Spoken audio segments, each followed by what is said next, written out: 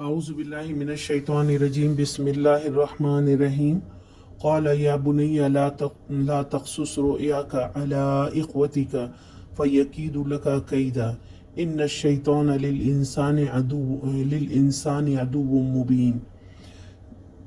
جواب میں اس کے باپ نے کہا، بیٹا اپنا یہ خواب اپنے بھائیوں کو نہ سنانا ورنہ وہ تیرے در پہ آزار ہو جائیں گے۔ حقیقت یہ ہے کہ شیطان آدمی کا کھلا دشمن ہے۔ اس سے مراد حضرت یوسف علیہ السلام کے وہ 10 بھائی ہیں جو دوسری ماؤں سے تھے۔ حضرت یعقوب علیہ السلام کو معلوم تھا کہ یہ سوتیلے بھائی یوسف سے حسد رکھتے ہیں اور اخلاق کے لحاظ سے بھی ایسے صالح نہیں ہیں کہ اپنا مطلب نکالنے کے لیے کوئی ناروا کارروائی کرنے میں انہیں کوئی تعمل ہوگا۔ اس لیے انہوں نے اپنے صالح بیٹے کو متنبہ فرما دیا کہ ان سے ہوشیار رہنا۔ خواب کا صاف مطلب یہ تھا کہ سورج سے مراد حضرت یعقوب علیہ السلام، چاند سے مراد ان کی بیوی حضرت یوسف کی سوتیلی والدہ اور 11 ستاروں سے مراد 11 بھائی ہیں۔